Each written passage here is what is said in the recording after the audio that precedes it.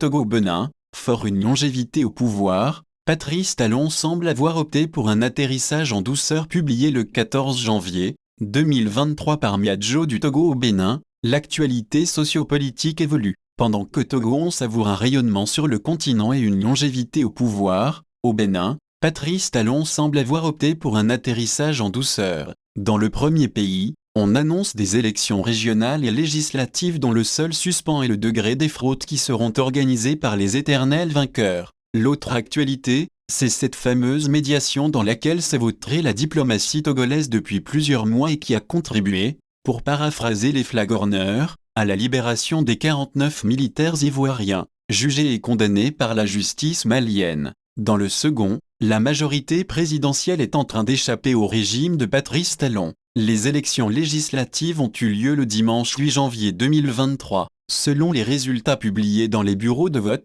la capitale Cotonou a voté majoritairement pour l'opposition dont les démocrates de l'ancien président Thomas Boni YKYI. La tendance d'une reprise de la majorité parlementaire par l'opposition se confirmerait dans de grandes autres localités du pays. Le parti au pouvoir va sans doute se faire battre dans les urnes. Dans la commune de Cotonou, les démocrates obtiennent 44,33% des suffrages exprimés contre 30,12% pour l'Union progressiste Le Renouveau et 15,81% pour son allié du bloc républicain. Patrice Talon en passe de perdre sa majorité au pouvoir, c'est une demi-surprise. D'ailleurs le parti au pouvoir a déjà annoncé les couleurs. Dans une intervention quelques jours avant la tenue du scrutin, le porte-parole du gouvernement Talon, Wilfried Léandre Ngbeji a déclaré que Patrice Talon serait prêt à composer avec l'opposition s'il perdait la majorité parlementaire lors du scrutin du 8 janvier 2023. J'ai le sentiment qu'ils, les Béninois,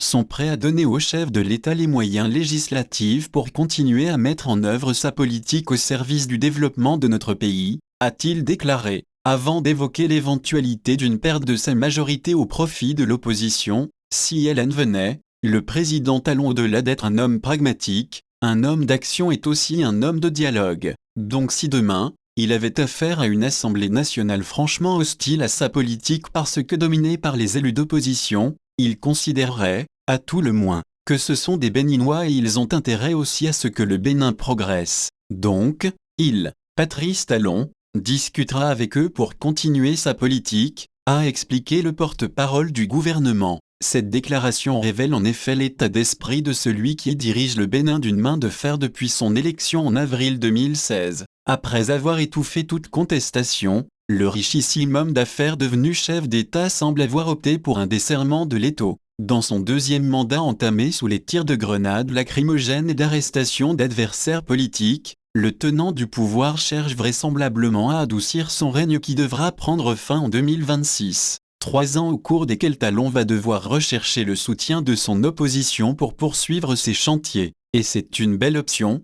peut-être la meilleure. Ayant opté pour le respect de la limitation à 2 du mandat présidentiel, l'homme fort de l'ancien Dahomey n'a pas intérêt à faire enliser son pays dans une crise politique qui le contraindrait à vouloir se maintenir au pouvoir. Patrice Talon a certainement compris qu'il est raisonnable de descendre doucement de l'arbre sur lequel on est perché pour éviter une chute brutale. C'est sans doute pourquoi le tombeur de l'ancien directeur de la Banque ouest-africaine de développement, BOA, a fait tenir un langage rassembleur par son porte-parole. Il y a une vie après le pouvoir, dit-on. Lors du sommet citoyen pour la démocratie, la bonne gouvernance et l'alternance, tenu en juillet 2021 au Bénin, Patrice Talon s'est engagé à ne pas briguer plus de 2 mandats présidentiels, limiter les mandats et, à tous égards, au profit du peuple, plutôt que de laisser les uns et les autres rester éternellement dans la fonction. Vous avez absolument raison de prôner l'alternance. Je m'en soucie pleinement et je m'engage devant vous à la défendre, à en être témoin, s'est-il engagé. C'est tout le contraire du Togo. Le chef de l'État et son entourage donnent l'impression de conserver le pouvoir à vie. Miagba tenté KPO 2025, essayons encore en 2025, note de la rédaction, est l'un des slogans qui se répandent dans les esprits, après déjà 4 mandats à la tête du pays, et avec sa volonté de marcher sur les traces de son géniteur et jouer le médiateur en Afrique de l'Ouest et sur le continent, Faure Gnassingbé manifeste son désir de régner encore longtemps, aussi longtemps qu'il aura le souffle de vie. Dans cette logique, une décrispation de la vie sociopolitique n'est pas à l'agenda, Parce que pour se maintenir au pouvoir, il faut brimer, violenter les adversaires, violer les textes, bref, diriger le pays en dictateur. Les Béninois vont certainement connaître l'alternance en 2026. Un an plus tôt, les Togolais vont assister au début du 5e mandat. GA.